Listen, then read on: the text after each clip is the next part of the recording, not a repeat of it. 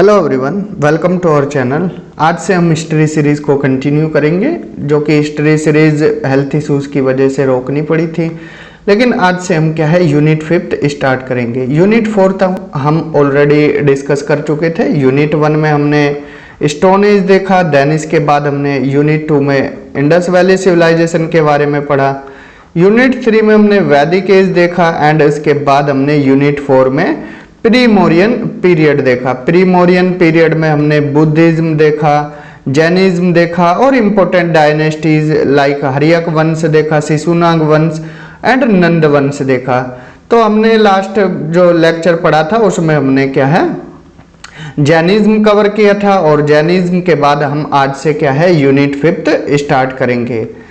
तो चलिए आज का लेक्चर स्टार्ट करते हैं, लेकिन मेन चैप्टर पर जाने से पहले उसके टॉपिक्स देख लेते हैं कि हम आज कौन कौन से टॉपिक्स देखेंगे।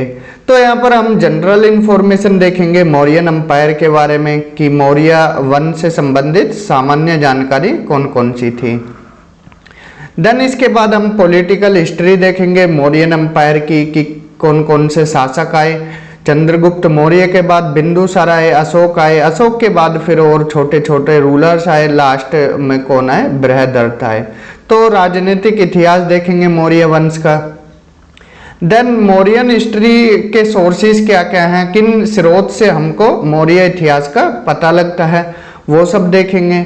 इसके बाद एडमिनिस्ट्रेशन कैसा था, नेचर कैसा था एडमिनिस्ट्रेशन का मौर्यन एम्पायर के टाइम पे, तो वो प्रशासन पूरी व्यवस्था देखेंगे। देन इसके बाद मौर्यन की सोसाइटी कि मौर्य के टाइम में समाज कैसा था।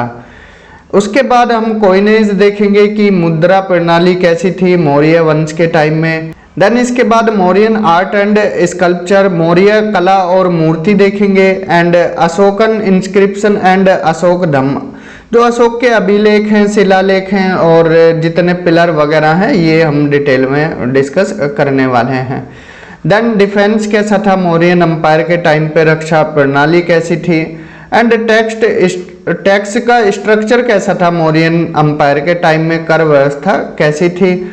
ये कॉइन्स हम देख चुके हैं, कॉइनेज देखेंगे कि मुद्रा प्रणाली कैसी थी और कौन कौन से फॉरेन एम्बेसडर आए मौर्यन के कोर्ट में, विदेशी राजदूत कौन कौन थे।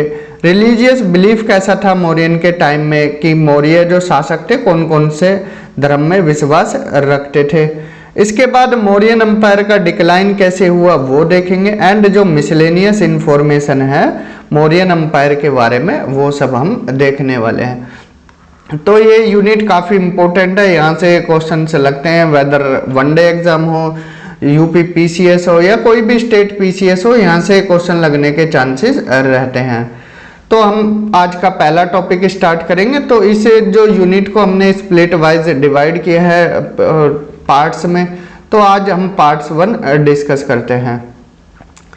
तो पार्ट 1 हम यहाँ पर मौर्यन एम्पायर के बारे में देखते हैं कि मौर्य ने अपना ज्योग्राफिकल रीजन कहाँ कहाँ तक फैलाया। तो ये मौर्यन के टाइम का ज्योग्राफिकल रीजन था, जो आज का पाकिस्तान अफगानिस्तान वाला क्षेत्र है, वहाँ तक क्या है मौर्यन ने अपनी पकड़ बनाए हुए थे।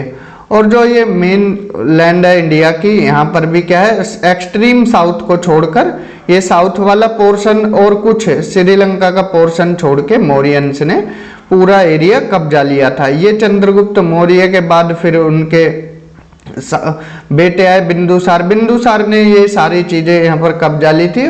देन फाइनली अशोक ने कलिंग को भी मगध में मिला लिया था। तो ये बंगाल जो आज का बांग्लादेश है, ये सारा एरिया और यहाँ तक कि नेपाल की कुछ घाटियों तक भी अशोक ने अपनी पकड़ बना ली थी। तो इतना क्षेत्र में ये विस्तार फैला हुआ था मौर्यंस का। तो यहाँ पर हम जनरल इंफॉर्मेशन देख लेते हैं, सामान्य जानकारी मौर्यन एम्पायर की कि कैसे मौर्यंस का यहाँ पर मौर्यंस गद्दी पर बैठे। तो यहाँ पर मगध डायनेस्टी थी, मगध में 3 डायनेस्टी हमने पढ़ाई थी। लास्ट डायनेस्टी कौन सी थी, यहाँ पर लास्ट डायनेस्टी थी नंद डायनेस्टी, नंद वंश था। नंद वंश में जो शासक था, लास्ट रूलर कौन था इनका, नंद डायनेस्टी का धनानंद था। और धनानंद के टाइम पे क्या है एडमिनिस्ट्रेशन हिलडुल गया था। तो यहाँ पर इधर क्या है, अलेक्जेंडर का भी इन्वेजन हो रहा था, सिकंदर का आक्रमण हो रहा था वेस्ट नॉर्थ वेस्ट की साइड से। और यहाँ पर जो तक्षशिला यूनिवर्सिटी है जो कि काफी फेमस थी, यहाँ पर गुरु हुआ करते थे कौन, चाणक्य गुरु थे। तो उन्होंने भांप लिया था कि सिकंदर आ रहा है और सिकंदर क्या है यहाँ पर अटैक करता हुआ आगे बढ़ रहा है। तो यहाँ से चाणक्य किसके पास गए, धनानंद के पास गए। धनानंद को बोला कि अलेक्जेंडर सिकंदर को रोका जाए, लेकिन धनानंद ने उनकी एक ना सुनी और उनको अपमानित करके अपने दरबार से बाहर कर दिया। चाणक्य को फिर एक बच्चा मिला और उसका नाम क्या था, चंद्रगुप्त मौर्य था। चंद्रगुप्त मौर्य के हेल्प से चाणक्य ने, जब चंद्रगुप्त मौर्य बड़े हुए तो उनकी हेल्प से चाणक्य ने धनानंद को गद्दी से हटा दिया और फिर किसकी नींव पड़ी, मौर्य वंश की नींव पड़ी। तो ये थी सामान्य जानकारी मौर्य एम्पायर कैसे एस्टेब्लिश हुआ था। यहाँ पर पॉलिटिकल हिस्ट्री देख लेते हैं मौर्यन एम्पायर की, कैसे कौन कौन से शासक आए। तो पहले जो संस्थापक हैं वो चंद्रगुप्त मौर्य हैं। चंद्रगुप्त मौर्य के बाद उनके बेटे बिंदुसार गद्दी पर बैठे और बिंदुसार के बाद उनके बेटे अशोक गद्दी पर बैठे। अशोक के बाद और छोटे छोटे रूलर आए, लेकिन अशोक के बाद क्या है जो उनका शासन था वो हिलडुल गया था। उसके बाद लास्ट रूलर बृहदर्थ थे और बृहदर्थ को उनके ही सेनापति पुष्यमित्र शुंग ने क्या है मार दिया और गद्दी पर क्या है शुंग वंश की नींव रखी। तो वन बाय वन हम ये शासक डिटेल में देख लेते हैं। तो स्टार्ट करते हैं हम चंद्रगुप्त मौर्य से। तो चंद्रगुप्त मौर्य को मौर्य वंश का संस्थापक माना जाता है। उन्होंने 324 ईस्वी में, देखिए यहाँ पर किसी किसी बुक में 324 ईसा पूर्व या 321 ईसा पूर्व दे दिया है, तो 324 ईसा पूर्व मानेंगे हम। 324 ईसा पूर्व में तो चंद्रगुप्त मौर्य चाणक्य के हेल्प से मगध की गद्दी पर बैठे। तो उनके जो मेंटोर हैं कौन माने जाते हैं, चाणक्य, और उनका एक और नाम है कौटिल्य। तो चंद्रगुप्त मौर्य ने पहले किधर की तरफ से कूच किया, उन्होंने पहले पंजाब को जीता। पंजाब के बाद फिर वो क्या है ईस्ट की तरफ, पूर्व की तरफ मूव करने लगे। किस चीज से वो प्रेरित हुए, वो एक कथन से प्रेरित हुए कि एक माँ अपने बच्चे को डांट रही थी कि जो खिचड़ी है वो बीच से नहीं खाई जाती। ये एक कटोरा है और इसमें खिचड़ी है, तो खिचड़ी को कभी भी बीच से नहीं खाना चाहिए। तो वो क्या है अपने बच्चे को डांट रही थी कि बीच में क्या है गर्म होती है खिचड़ी, तो खिचड़ी को किससे कहाँ से खाया जाए, साइड से खाया जाए। तो उन्होंने इसी से प्रेरित होकर पंजाब से फिर आगे की तरफ मूव किया था। पंजाब से फिर वो आगे बढ़ते गए और फाइनली उन्होंने मगध पर भी कब्जा जमा लिया। उनको ग्रीक स्कॉलर सेंड्रोकोटस के नाम से बुलाते थे और ये इस चीज को आइडेंटिफाई किसने किया है, विलियम जोन्स ने। उनके अलायंस उन्होंने संधि की किसके साथ, सेल्यूकस निकेटर के साथ, और सेल्यूकस निकेटर को इन्होंने युद्ध में हराया। उसके बाद क्या है सेल्यूकस निकेटर ने अपनी बेटी कार्नेलिया की शादी किससे की, चंद्रगुप्त मौर्य से की। और जो युद्ध की संधि शर्तें थी उनके अनुसार क्या है कि जो सेल्यूकस निकेटर थे उन्होंने 4 जगह काबुल, कंधार, हेरात और मकरान, ये चारों जगह किसको दे दी, ये चारों जगह मिल गई चंद्रगुप्त मौर्य को। और चंद्रगुप्त मौर्य ने बदले में क्या दिया सेल्यूकस निकेटर को, 500 हाथी क्या है गिफ्ट के तौर पर सेल्यूकस निकेटर को दिए। सेल्यूकस निकेटर का एक राजदूत था मेगास्थनीज, जिसने इंडिका लिखी है, वो क्या था, राजदूत था कहाँ पर, मौर्य के दरबार में, चंद्रगुप्त मौर्य के दरबार में। चंद्रगुप्त मौर्य ने क्या है जैनिज्म अपना लिया था और वो कहाँ पर चले गए, जो श्रवण बेलगोला है कहाँ पर, कर्नाटक में, उसकी पहाड़ियों में जाकर बस गए। और धीरे किसके साथ गए, भद्रबाहु के साथ। भद्रबाहु को उनका गुरु भी माना जाता है, धर्म गुरु। और धीरे धीरे उन्होंने क्या है सलेखना को एडमिट कर लिया। अब ये सलेखना क्या होता है, या इसको एक और नाम बोला जाता है सथारा, इसको सथारा भी बोला जाता है। ये क्या है एक प्रथा है जैन धर्म में जब मृत्यु निकट आ जाती है, मीन्स अपनी मृत्यु को क्या है निकट जानकर यहाँ पर एक प्रथा अपनाते हैं, इसमें जो अन्न जल है उनको धीरे धीरे त्यागना शुरू कर देते हैं, उसको क्या है सलेखना बोला जाता है। तो चंद्रगुप्त मौर्य यहाँ पर क्या है सलेखना के कारण फिर वो धीरे धीरे उन्होंने अपने प्राण त्याग दिए। चंद्रगुप्त मौर्य को अन्य नामों से भी जाना जाता है, जैसे हमने बताया सेंड्रोकोटस ग्रीक स्कॉलर बुलाते थे, इनका एक और नाम है वृषला एंड मौर्य पुत्र, ये इनको अलग अलग नाम की पदवी दी गई थी। देन चंद्रगुप्त मौर्य के बाद उनके बेटे आए बिंदुसार। अब बिंदुसार के बारे में हम यहाँ पर डिटेल से देख लेते हैं। तो बिंदुसार को चंद्रगुप्त मौर्य का बेटा और दूरधरा, यहाँ पर इनकी माँ का नाम याद रखना, पूछ लिया जाता है, जैसे वनडे एग्जाम में अशोक की माँ का नाम पूछा था कि अशोक की माता का क्या नाम है, तो ऐसे ही बिंदुसार की माता का नाम भी पूछ लिया जा सकता है। तो उनकी माँ का नाम क्या है दूरधरा था, और वो कौन से संप्रदाय से, उन्होंने आजीविका संप्रदाय अपना लिया था। चंद्रगुप्त मौर्य ने क्या अपनाया, जो जैन धर्म है उसको अपना लिया था, और इन्होंने आजीविक सेक्ट को अपना लिया, संप्रदाय को किसने, बिंदुसार ने। और जो इनके बाद अशोक आए, अशोक ने बौद्ध धर्म को अपना लिया था।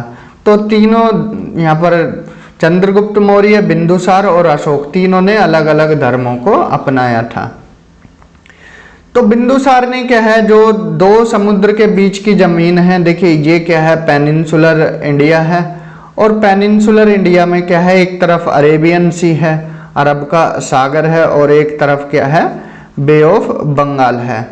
तो चंद्रगुप्त बिंदुसार ने क्या है ये जितना भी एरिया था सबको कब्जा लिया था, एक्सट्रीम साउथ को छोड़कर, क्योंकि यहाँ पर द्रविडियन जो चोला और पांड्या इनका राज चल रहा था, और इनसे क्या है फ्रेंडली रिलेशन थे किसके, बिंदुसार के, तो इन्होंने इधर मूव नहीं किया।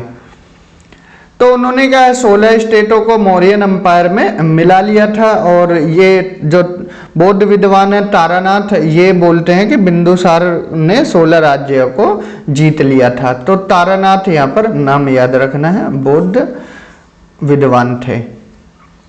यहाँ पर इनके बारे में बोला जाता है जो एंटियोकस सीरियन किंग है, उन्होंने दाइमेकस को क्या है बिंदुसार के दरबार में भेजा था। इस चीज की पुष्टि किसने की है, ये स्ट्रैबो ने की है। स्ट्रैबो के अनुसार क्या था, जो सीरियन नरेश थे एंटियोकस, उन्होंने बिंदुसार के दरबार में डाइमैक्स नामक राजदूत भेजा था। देन एक और कथन है यहाँ पर, जो यहाँ पर इस स्ट्रैबो के बाद फिर प्लिनी का कथन है। जो प्लिनी है उन्होंने क्या, ये भी इम्पोर्टेंट जोग्राफर हैं, जैसे स्ट्रैबो जोग्राफर है ऐसे ही प्लिनी क्या है इम्पोर्टेंट जोग्राफर है। उनके अनुसार जो किंग टोलमी II थे फिडेल्फस, उन्होंने क्या है बिंदुसार के दरबार में किसको भेजा, डियानीसियस को भेजा था, जो कि कहाँ के राजा थे, मिस्र के राजा थे टोलमी II फिडेल्फस।